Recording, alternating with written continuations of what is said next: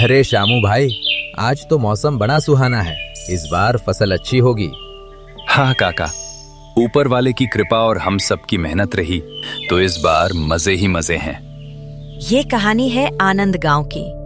एक ऐसा गांव जो अपने नाम की तरह ही खुशियों से भरा रहता था। कुएं पर पानी भरती औरतें, चौपाल पर बैठे बुजुर्ग और हर तरफ फैली शांति और भाईचारा, यही पहचान थी आनंद गांव की। इसी प्यारे से गांव में रहते थे दो जिगरी दोस्त, राजू और विक्रम। इनकी दोस्ती कोई आम दोस्ती नहीं थी, बल्कि जय वीरू जैसी थी। चाहे आम के पेड़ से आम चुराने हो या मास्टर जी की डांट खानी हो, दोनों हमेशा हर शरारत और हर मुसीबत में साथ खड़े मिलते। यार विक्रम, आज तो काकी ने ऐसा गुड़ का पराठा बनाया कि खाकर मजा ही आ गया। 2 पराठे तो मैं तेरे हिस्से के भी खा गया। हाँ भाई, तू तो बस खाने की ही बातें कर। पेट देख अपना, गोलगप्पा होता जा रहा है। कभी कुछ काम की बात भी सोच लिया कर। गांव वाले भी जब इन दोनों को साथ देखते तो इनकी दोस्ती की मिसालें देते थे। देख रहे हो भाइयों, आज के जमाने में ऐसी दोस्ती कहाँ देखने को मिलती है। ये दोनों लड़के आनंद गांव की शान हैं। किसी की नजर ना लगे इनकी जोड़ी को। वक्त गुजरता गया और दोनों दोस्त बड़े होने लगे। एक दिन ढलती शाम के वक्त दोनों गांव के शांत तालाब के किनारे बैठे थे। डूबते सूरज की रोशनी पानी पर पड़ रही थी और उन लहरों को देखते हुए उनके मन में भी कुछ कर गुजरने की लहरें उठ रही थीं। विक्रम, बचपन तो खेल कूद में निकल गया, लेकिन अब आगे क्या? क्या हम पूरी उम्र बस ऐसे ही गांव की गलियों में घूमते रहेंगे? मुझे तो रात रात भर नींद नहीं आती ये सोचकर। तो बिल्कुल सही कह रहा है राजू। मैं भी आजकल यही सोच रहा था। हमें कुछ ऐसा करना चाहिए जिससे हमारी अपनी अलग पहचान बन सके, कुछ बड़ा, कुछ अपना, ताकि गांव वाले सिर्फ हमारी दोस्ती ही नहीं, हमारी मेहनत की भी मिसाल दें। बिल्कुल, पर ऐसा क्या करें यार जिससे गांव वालों का भी भला हो और हम भी अपनी मेहनत से 2 पैसे कमा सकें? दोनों दोस्त काफी देर तक सोचते रहे। कभी खेती का ख्याल आता तो कभी शहर जाकर नौकरी करने का, लेकिन वे गांव छोड़ना नहीं चाहते थे। तभी राजू के दिमाग में एक आइडिया आया। अरे विक्रम बता, गांव में मेला या त्योहार हो तो सबसे ज्यादा भीड़ कहाँ लगती है? कहा, हलवाई की दुकान पर, जलेबी और समोसे के लिए। बस यही है हमारा आइडिया। क्यों ना हम गांव में ही समोसे की दुकान खोले? तू मेरे मसालों का स्वाद तो जानता ही है। अरे वाह राजू, क्या आइडिया है। गर्मा गर्म समोसे और तीखी हरी चटनी, सोचकर ही मुंह में पानी आ गया। बातों ही बातों में एक बड़ा फैसला हो गया। दोनों दोस्तों ने पूरे जोश के साथ अपने नए सफर की शुरुआत करने की ठान ली। अगले ही दिन से दोनों अपने अपने काम में जुट गए। अपने सपने को हकीकत में बदलने का वक्त आ गया था। भैया, बढ़िया वाले पहाड़ी आलू देना, जो उबलने के बाद मुलायम हो जाएं। और हाँ, मसाले भी ताजे और खुशबूदार होने चाहिए। मेरे समोसे खाने वाले उंगलियां चाटते रह जाएं। ले जा राजू भाई, तू भी क्या याद रखेगा। अब तो हम सबको तेरे समोसों का इंतजार है। राजू जहां आलू, मैदा और मसालों का इंतजाम कर रहा था, वहीं विक्रम भी दुकान की तैयारी में पूरे मन से लगा था। काका, दुकान का सारा सामान मजबूत और बढ़िया होना चाहिए और साफ सफाई में कोई कमी नहीं होनी चाहिए। दोनों ने दिन रात एक कर दिया। उन्हें देखकर लगता था जैसे वे सिर्फ एक दुकान नहीं, बल्कि अपना सुनहरा भविष्य तैयार कर रहे हों। आखिरकार वो खुशी का दिन आ ही गया। गांव के चौराहे पर एक छोटी सुंदर और साफ सुथरी दुकान सजी थी। ऊपर पीले रंग का एक बोर्ड लगा था, जिस पर लाल अक्षरों में लिखा था, दोस्ती का समोसा। देख राजू, अपनी दुकान कितनी सुंदर लग रही है ना। आज सच में सपना पूरा होता दिख रहा है। हाँ भाई, आज दिल को अलग ही खुशी हो रही है। अब बस मेहनत रंग लाए, यही दुआ है। दोनों के चेहरों पर खुशी साफ झलक रही थी। आंखों में सपने थे और दिल में नई उम्मीद। दुकान का पहला दिन शुरू हुआ। सब कुछ तैयार था, बस पहले ग्राहक का इंतजार था। गांव वाले दुकान की तरफ देखते, थोड़ा रुकते, फिर आगे बढ़ जाते। लगता है पहले दिन सब थोड़ा झिझक रहे हैं। कोई बात नहीं भाई, शुरुआत धीरे ही होती है। बस पहला ग्राहक आ जाए। तभी स्कूल से लौटते हुए मास्टर जी वहां आ पहुंचे। उन्होंने दुकान देखी और मुस्कुरा पड़े। अरे राजू, विक्रम, तुम दोनों ने नई दुकान खोली है क्या? खुशबू तो बड़ी लाजवाब आ रही है। लाओ भाई, एक प्लेट मुझे भी चखाओ। जरूर मास्टर जी, अभी देता हूँ गर्मा गर्म। विक्रम सम्मान के साथ दोने में समोसा देते हैं। मास्टर जी, जरा चखिए और बताइए स्वाद कैसा है। मास्टर जी ने पहला टुकड़ा तोड़ा, उसे चटनी में डुबोया और मुंह में रखा। खाते ही उनके चेहरे के भाव बदल गए। वाह, अद्भुत! ऐसा करारा और स्वादिष्ट समोसा तो मैंने शहर में भी नहीं खाया। मसाले एकदम बढ़िया हैं। तुम दोनों के हाथों में जादू है। बहुत बहुत धन्यवाद मास्टर जी। ये सब आपकी दुआओं और आशीर्वाद का असर है। मास्टर जी की तारीफ सुनते ही कुछ और लोग भी वहां आ गए। जिसने भी समोसा चखा बस तारीफ ही करता रहा। अरे रमेश, तू भी चक्कर देख। ऐसा समोसा मैंने पहले कभी नहीं खाया। इसका मसाला और हरी चटनी, मजा आ गया। सच में यार, ये दोनों तो कमाल कर गए। अब तो घर वालों को भी इनका समोसा जरूर खिलाऊंगा।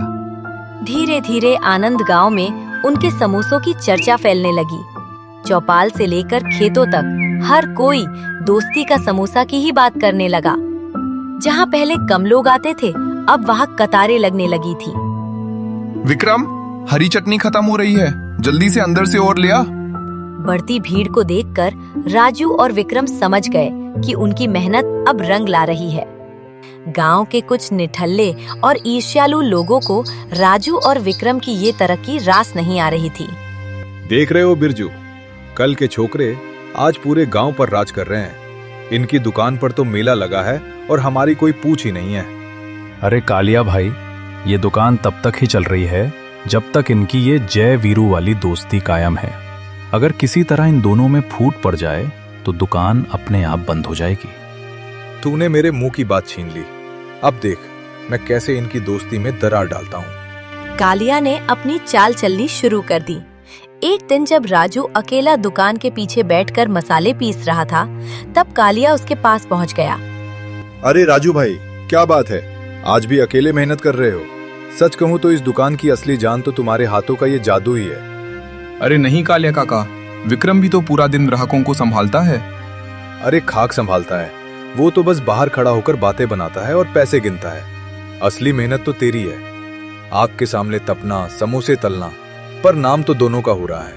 सोच ले राजू, विक्रम तेरा फायदा उठा रहा है।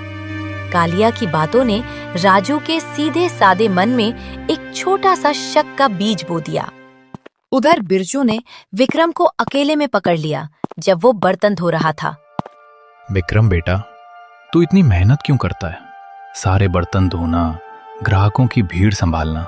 सच बताऊं तो ये दुकान तेरे ही दम पर चल रही है। ऐसा नहीं है काका, राजू के समोसों का स्वाद ही तो ग्राहकों को खींच लाता है। अरे स्वाद तो कोई भी बना लेगा, पर ये जो तू ग्राहकों से मीठी मीठी बातें करके उन्हें रोक लेता है ना, असली हुनर तो वो है। अगर तू ना हो तो राजू के समोसे कोई मुफ्त में भी ना खाए। वो तो बस कढ़ाई के सामने खड़ा रहता है। असली मालिक तो तू ही है। बिरजू के इन जहरीले शब्दों ने विक्रम के मन में भी अपने काम को लेकर एक झूठा अहंकार पैदा कर दिया। अब दोनों दोस्तों के मन में धीरे धीरे शक और अहंकार की दीवार खड़ी होने लगी थी। बाहर से तो दोनों पहले जैसे ही दिखते, लेकिन अंदर ही अंदर एक दूसरे को लेकर उनकी सोच बदल रही थी। कालिया काका सही कह रहे थे। मैं यहाँ आग में जल रहा हूँ और ये आराम से बिना पसीना बहाए गल्ले पर बैठा है।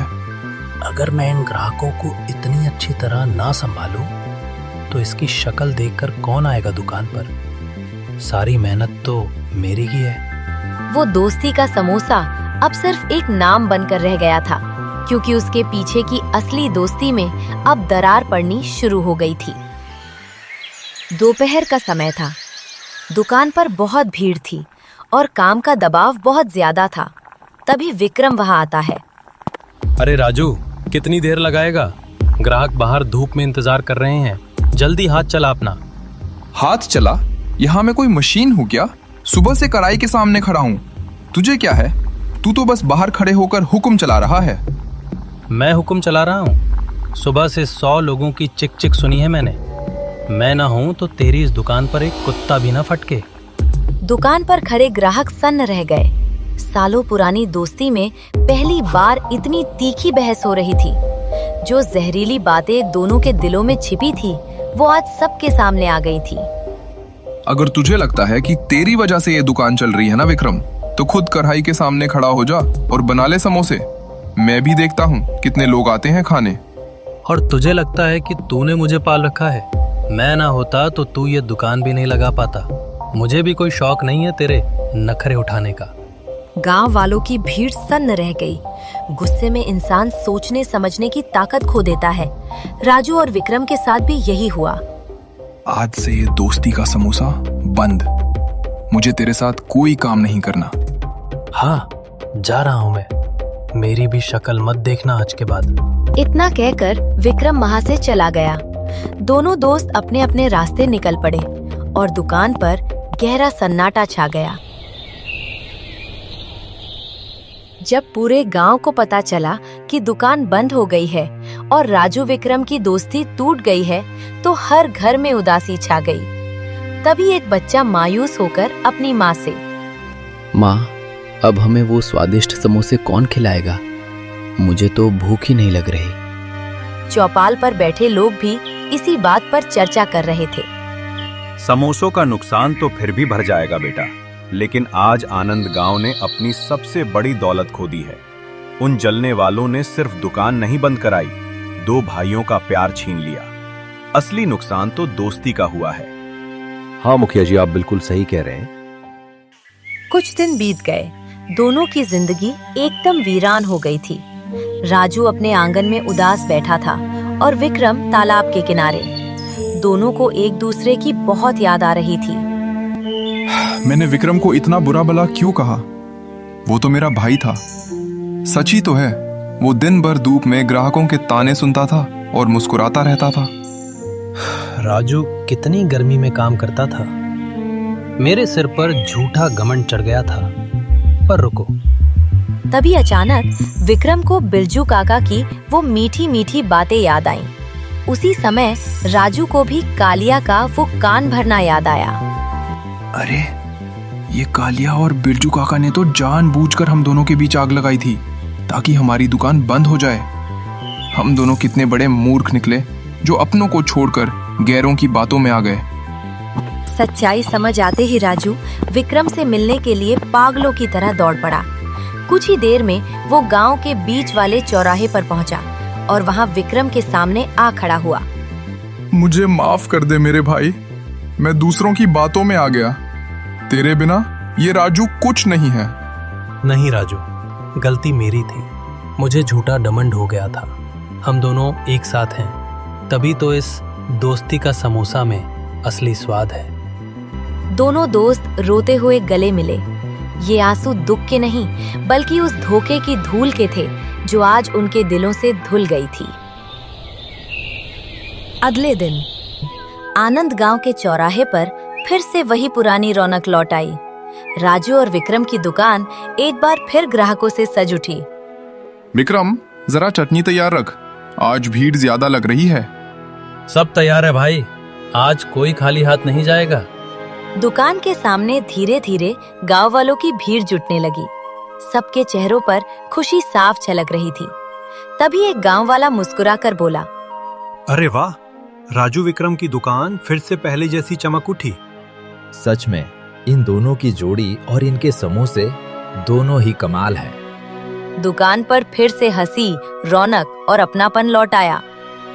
उधर कालिया और बिरजू दूर खड़े सब देखते रहे, फिर चुपचाप वहां से खिसक गए। दोस्तों, सच्ची दोस्ती कोई कांच का खिलौना नहीं जो किसी की बातों के पत्थर मारने से टूट जाए। अगर दिलों में प्यार और एक दूसरे पर विश्वास हो तो हर दरार भर जाती है। कभी किसी तीसरे की बातों में आकर अपने अपनों को मत खोना।